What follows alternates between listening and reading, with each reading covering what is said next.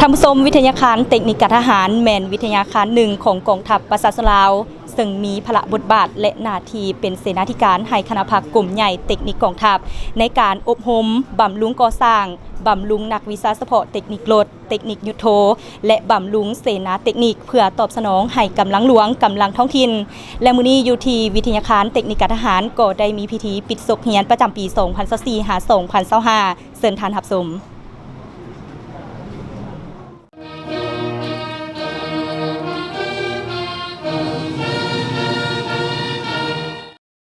พิธีปิดศกเรียน 2024-2025 อยู่วิทยาคารเทคนิคการทหารได้จัดขึ้นในวันที่ 16 มิถุนายน 2025 โดยการเป็นประธานของสหายพลจัตวาจอมเพชรไสยสุขหัวหน้ากลุ่มใหญ่เทคนิคกองทัพมีสหายพลจัตวาแสงยืนรัศมีอำนวยการหัวหน้าการเมืองวิทยาคารเทคนิคการทหารมีสหายพลจัตวาปริญญาเอกฟองสมุทรพลธิราชอำนวยการหัวหน้าการทหารวิทยาคารเทคนิคการทหารมีบรรดาต่างหน้ากรมคุ้มครองรถเรือกรมเสนาเทคนิคกรมคุ้มครองอาวุธกระสุนกรมโรงเรียนกรมพนักงานกรมกำลังพลคณะอำนวยการคณะห้องคณะวิชาครูศูนย์ทดลองฝึกหัดกองพันคุ้มครองนักศึกษาและนักศึกษาเข้าร่วมสหายพันเอกสุดใจหรือไสสมบัติห้องอำนวยการหัวหน้าห้องอบรมได้ผ่านบทสรุปตีราคาผลสำเร็จของการจัดตั้งอบรมก่อสร้างกำลังศกเรียน 2024-2025 คณะพักคณะบรรษาทุกขั้นในวิทยาคารเทคนิคการทหารได้ถือสำคัญในการศึกษาอบรมการเมืองนำพาแนวคิดให้พนักงานครูอาจารย์นักศึกษาแต่ละเป้าหมายอย่างเป็นปกติหันทุกการเคลื่อนไหวเวียกงานการค้นคว้าหำเฮียนเข้าสู่แบบแผนคุ้มของบริหารด้วยข้อกำหนดกฎระเบียบของกรมกองและ7ระบบ 18 เวียกของกองทัพวางออกห้องอบรมได้จัดตั้งปฏิบัติแผนการเวียกงานอบรมก่อสร้างต่างๆถึกตามพระบทบาทซึ่งสามารถบรรลุได้ตามระดับคาดหมายของหลักสูตรที่ได้กำหนดไว้ส่วนครูอาจารย์ได้สุมทุกสติปัญญาค้นคว้าเอกสารแต่งบทสอนสร้างแผนการสิทธิสอนและภาคปฏิบัติตัวจริงเข้าสู่การสิทธิสอนถ่ายทอดความรู้ให้แก่นักศึกษาด้วยความรับผิดชอบสูงรับประกันบรรลุได้ตามจุดประสงค์และระดับคาดหมายผ่านการฝึกฝนหล่อหลอมในระยะศึกษาหำเฮียนมีนักศึกษา136สหายในนี้นักศึกษาปริญญาตรีเทคนิครถออโต้ทหารมี24สหายระดับ B บวกมี6สหายกวมเอา25ส่วนห้อยระดับ B มี17สหายกวมเอา71ส่วนห้อยระดับ C บวกมี1สหายกวมเอา1ส่วนห้อยนักศึกษาปริญญาตรีเทคนิคยุทโธมี25สหายระดับ B บวกมี5สหายกวมเอา20ส่วนห้อยระดับ B มี20กวมเอา80ส่วนห้อยนักศึกษาปริญญาตรีต่อเนื่องรถออโต้การทหาร20สหายระดับ B บวกมี6สหายกวมเอา30ส่วนห้อย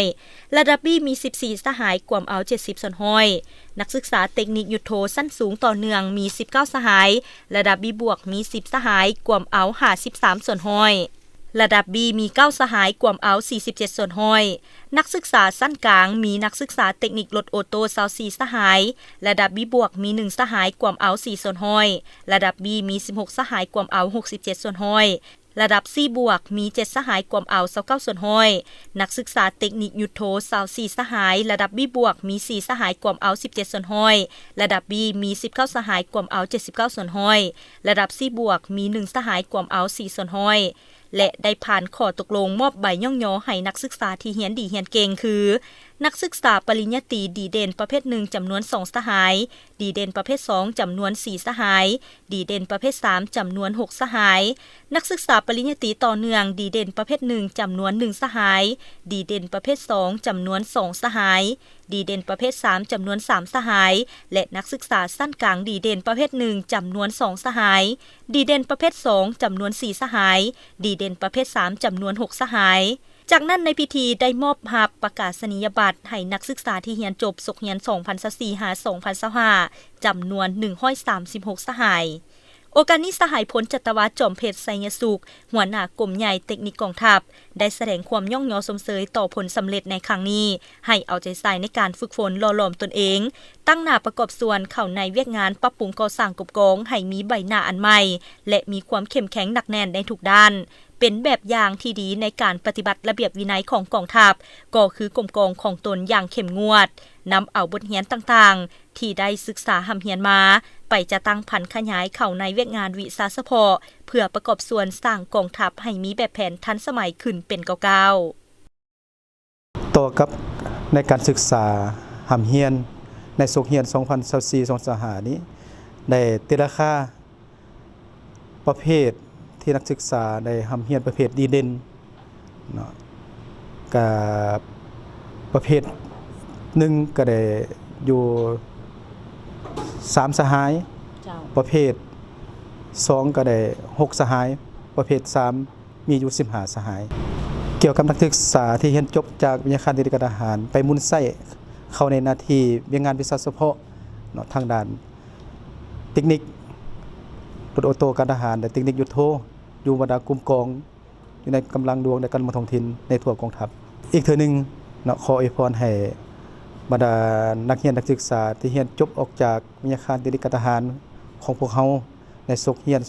2024-2025 นี้ก็อวยพรให้ทุกๆสหายจงมีสุขภาพแข็งแรงจงนำเอาเนื้อในวิชาเฉพาะที่ได้ศึกษาอบรมอยู่วิทยาคารเทคนิคการทหารแห่งนี้ไปนำใช้ในวิชาเฉพาะตัวจริงในกลุ่มกองให้มีผลประโยชน์สูงสุดถึงว่าข้าพเจ้ามีความภาคภูมิใจเป็นอย่างยิ่ง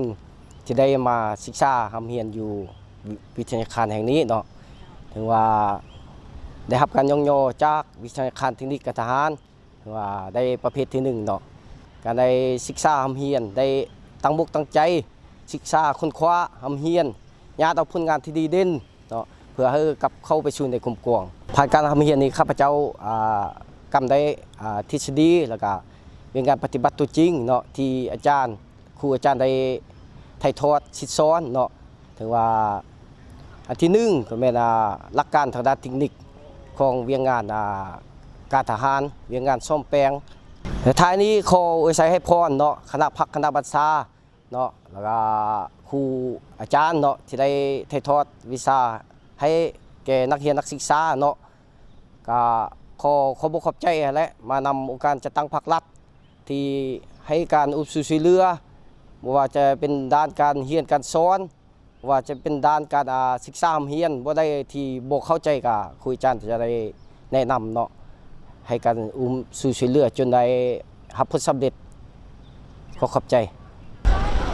ท่านผู้ชมตลอดระยะของการหำเฮียนพนักงานนักรบแต่ละสหายแม้นได้สุมสติปัญญาเข้าในการค้นคว้าหำเฮียนด้วยความรับผิดชอบสูงสามารถกำได้เนื้อในทฤษฎีหลักการพื้นฐานของเวียกงานเสนาเทคนิคต่างๆเฮ็ดให้สุดเฮียนในครั้งนี้บรรลุได้ตามจุดประสงค์คาดหมายที่วางไว้และได้ปิดลงด้วยผลสำเร็จอันจบงามมีนาไซถ่ายภาพบุภาวันอินทวงศ์รายงาน